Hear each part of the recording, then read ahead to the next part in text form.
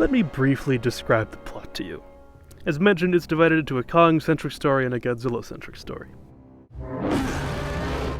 So the Earth is hollow in this universe, and Walter thinks there's a power source down there he can use for nefarious purposes. He enlists the help of the aforementioned Nathan, Eileen, and Gia to accompany Kong down there, so he can find it and his daughter can email him the power source. You know, like you do with power sources. Nathan, Eileen, and Gia don't really need to come and don't really do anything, but they're there. Bernie thinks Walter's company, Apex, is hiding something big. Godzilla randomly attacked one of Walter's facilities, so Madison also thinks this, and for some reason her dad is really dismissive of it, even though he really shouldn't be. So Maddie basically kidnaps her friend, and them and Bernie break into another Apex facility and find out Walter's building a Mecha Godzilla. Robo Godzilla. No, that's Mecha Godzilla. And then there's a big fight at the end. Now, let's start small. The Hollow Earth. The Earth being hollow has been set up in this universe, but it's completely different here than in any of the previous movies. In Skull Island, Monarch is doing seismic surveys and find that the bedrock underneath the island is hollow. Hey Randy, you're not gonna believe this. The bedrock is practically hollow. I follow so far. Fast forward to King of the Monsters. Monarch is looking to find Godzilla after he's defeated in a battle with Ghidorah. In their search, they end up being sucked into a vortex through the hollow Earth and are plopped out on the other side of the planet. In the movie, Stanton describes it as the hollow Earth. It's a subterranean tunnel system that connects the entire planet. It doesn't matter. I knew I was right. I told you, Ken. Now, I'm not saying it's not outrageous, but it makes some amount of sense and is portrayed relatively consistently. So, you know, naturally, it's completely different in GVK. In King of the Monsters, the entrance was a vortex at the bottom of the ocean, and now it's a 500-foot wide Rick and Morty portal in the middle of Antarctica. And instead of being a tunnel system, now it's a big jungle where the sky is also a big jungle. Where's the light source? Fuck you. And beyond that, there's the backstory about Nathan's brother going on an expedition down there and being killed almost instantly by the gravity or something. When they tried to enter, they had a gravitational inversion. A whole planet's worth of gravity reversed in a split second. They were crushed in an instant. They have to make magic hover cars just to be able to get through the portal. So why isn't everyone from King of the Monsters dead? They went through the Hollow Earth portal with a submarine, and the most that happens is that the sub gets a little dinged up. Did Nathan's brother just fucking walk through the portal on his own without protection or something? That would almost make sense, pressure on your body and whatnot, but I highly doubt that's what they were going for. And I might be able to forgive a retcon like that if they did something interesting with it, but they really don't. Godzilla and Kong should have fought down there, but they don't. Gravity is all messed up, it would make for a really cool sequence, but no. Instead, Kong fights some snakes with wings and exclusively in an area where gravity is normal. Godzilla doesn't even go down there, he just blows a hole. You know what, we'll get back to that.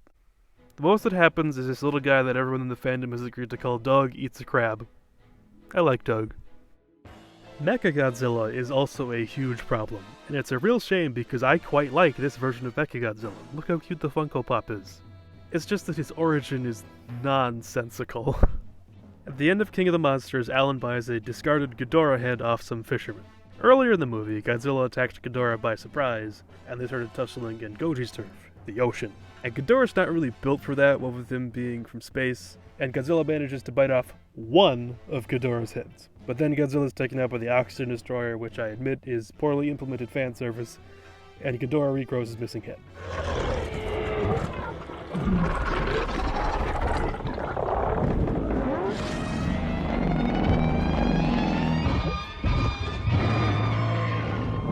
So Alan buys that one head that gets bitten off. Again, kinda crazy, but it makes sense. And in GVK, it's revealed that Walter is in possession of the head and is using it so Ren can pilot Mecha Godzilla remotely, which isn't inherently bad, but there's something that Bernie says that really annoys me. He says, "It had 3 heads. Its necks were so long that it communicated telepathically. And there's one here, another one inside of that thing." So in addition to the head that Ren is piloting in, there's also a Ghidorah head stuffed inside Mecha Godzilla. And I don't know how many of you are good at math, but it seems like there's now an extra head that was not part of this equation beforehand. Ghidorah doesn't lose another head at any other point in King of the Monsters, and when he's defeated at the end, his entire body is atomized. So where did this other head come from? My first thought was that Bernie is just wrong. It's a throwaway line that's not all that important. but he's never really shown to be wrong about any of his crackpot bullshit at any other point. Everything he believes in is pretty much confirmed by the end of the movie. My second thought was to check the novelization. Nope! The novelization specifies that Walter bought the heads from Alan, okay, and then doubles down on there indeed being 2 heads. So I'm left to believe that a second Ghidorah head just spawned in. Also, the bit about Ghidorah's heads communicating telepathically, King of the Monsters seems to suggest literally the exact opposite of that.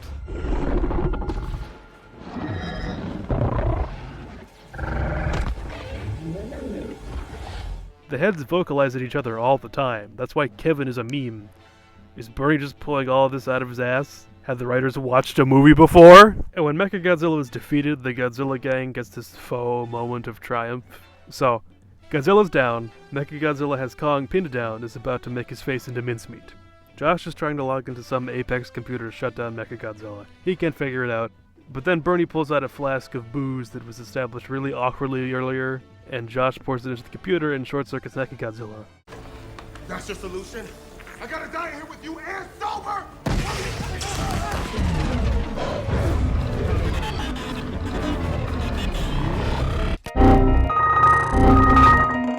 For about 5 seconds, and then it goes right back to trying to kill Kong.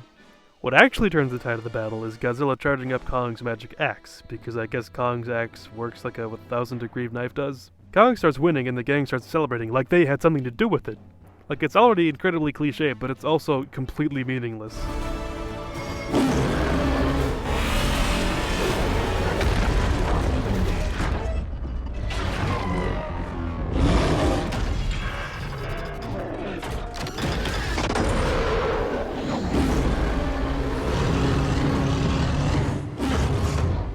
And this isn't as big of a deal, but when Mechagodzilla activates for the first time, they decide to test his laser beam on a skullcrawler. Where did Walter get skullcrawlers? I don't know, the same place they got a Ghidorah head that shouldn't exist. Anyway, the sequence starts and the skullcrawler's the normal size of about 12 feet when it attacks Madison. But when Mechagodzilla grabs it, it suddenly changes mid-shot to be comparable in size to Mechagodzilla.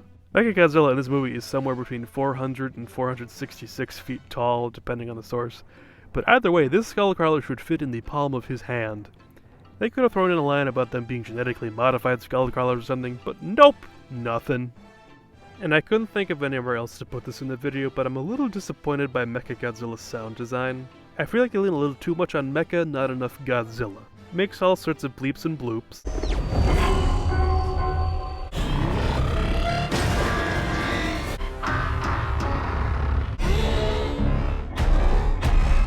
And that's cool, but I would have appreciated something a little more monstrous. I like that they mix in a little bit of Ghidorah when he gets pumped full of Hollow Earth juice.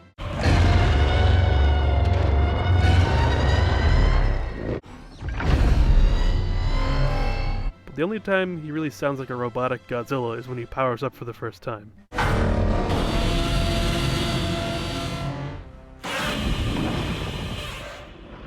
I just wanted a little more of that.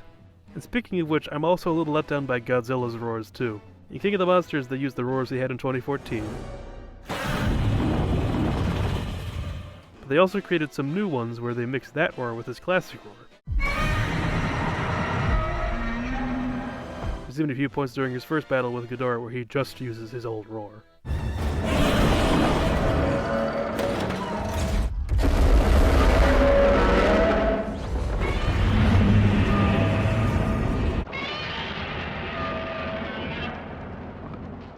But in this one, it's back to the raspy rattlesnake one, and I don't necessarily have a problem with that, but I liked how they did it in King of the Monsters better.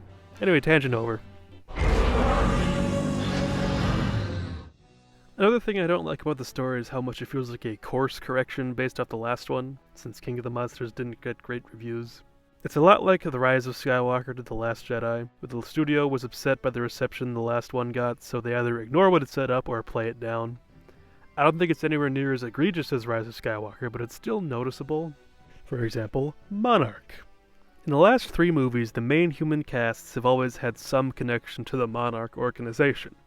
In 2014, you get a small taste of it with Sarazawa and Graham, but they're mostly kept in the shadows. In Skull Island, you get some of the origins of Monarch, with Randa and Brooks leading the expedition. And in King of the Monsters, basically the entire cast are either Monarch scientists or conscripted soldiers. You really get to see it evolve over the course of 50 years, so naturally in GVK it's a footnote. Mark is suddenly the head director of Monarch, which is a pretty quick turnaround for him. I would have expected, like, literally anyone else to have replaced Serizawa. But apart from Mark popping in once every 40 minutes, Monarch is basically completely absent. That isn't necessarily a problem, but it kind of makes the series feel a little less cohesive. I guess we at least have the Legacy of Monsters show to make up for it a bit, but we really shouldn't have to. But the bigger issue is how they kind of ignore all the world building and even some of the events set up in King of the Monsters. Like, the world should be in shambles. Washington, D.C. was completely flooded, but it's not even mentioned. Ghidorah basically caused the apocalypse, and it seems like it's just any other Thursday down in Pensacola. I guess I could kind of understand if they want to go the route of the whole world just managed to put itself back together in 5 years, but like, not even any acknowledgement. There's also all the other Titans introduced in the last movie who are all completely absent. I understand not using Rodan, my precious baby, because Warner Brothers might not want to pay the fee, but what about Scylla, Behemoth, Methuselah, the Kraken, the one surviving Muto? I can understand not having them appear on the surface, but not one of them shows up anywhere in the Hollow Earth.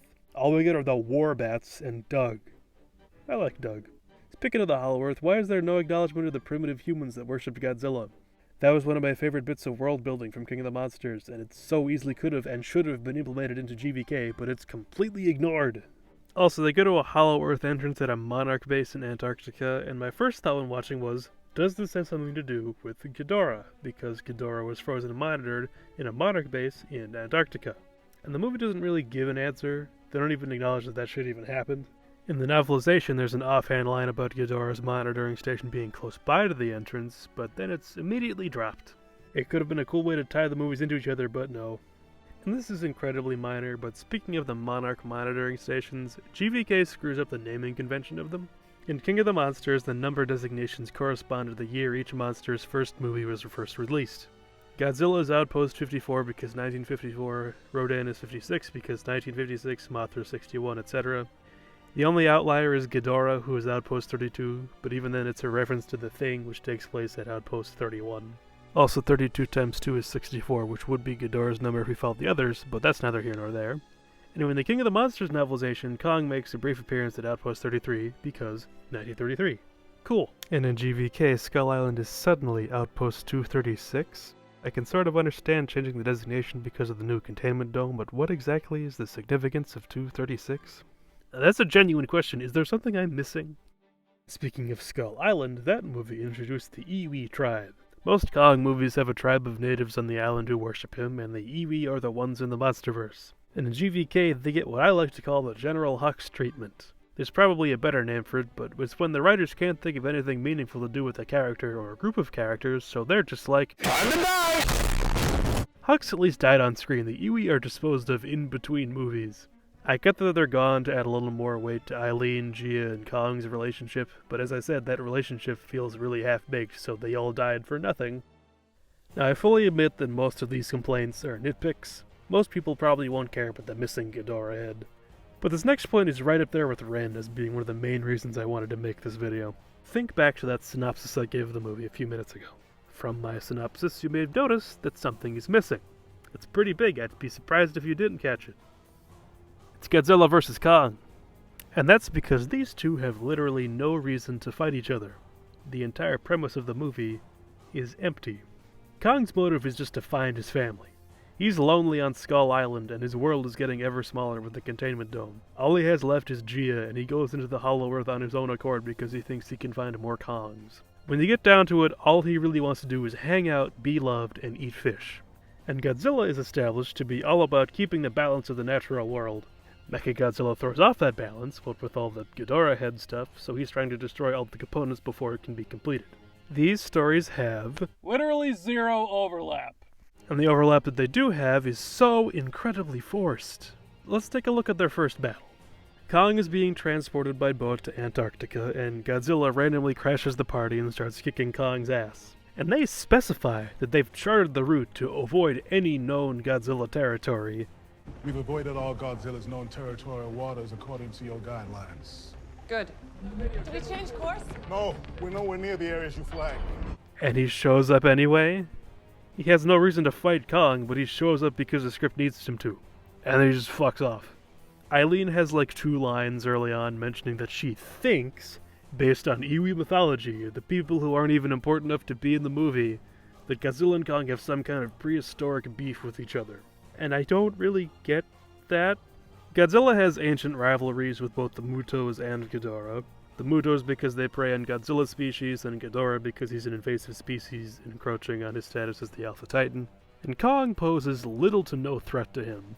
The radioactive laser lizard should not care at all what the very flammable axe-wielding monkey thinks. The novelization doubles down, outright saying that Kong has no beef with Godzilla and that Godzilla has no idea why he even attacked Kong to begin with.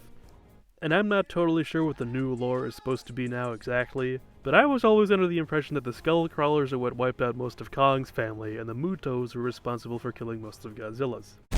He can handle them as long as he gets to them when they're still small. And you don't want to wake up the big one. How big is it? It's bigger. It wiped out his whole family. But now I guess it's supposed to be that Godzilla and Kong's ancestors waged war with each other until they all died. Or something. Again, that makes the universe feel so much smaller. But after the battle, as I said, Godzilla just fucks off.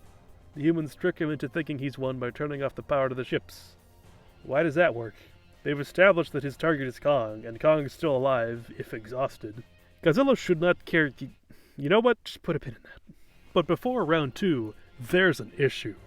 Godzilla's in Hong Kong because that's where Mecha Godzilla is, but Kong is all the way down in the Hollow Earth. How can we get them together so they can fight again? Well, they took the simplest, laziest, and dumbest option. Godzilla gets so upset about Walter having the power source emailed to him that he blasts a hole from Hong Kong all the way down to exactly where Kong happens to be, and Kong just climbs back up and they start fighting. What you doing out here with all this ass? Double cheeked up on a Thursday afternoon, hella ass. And then Nathan, Eileen, and Gia fly up through the hole and just start running around Hong Kong. What about the big glowy portal that fucks with the gravity? Fucking, I don't know. But then we get to the end of the battle. Godzilla wins, to absolutely no one's surprise. He has Kong pinned down, and they have a roar off. And it's actually pretty cool, I'm not gonna lie.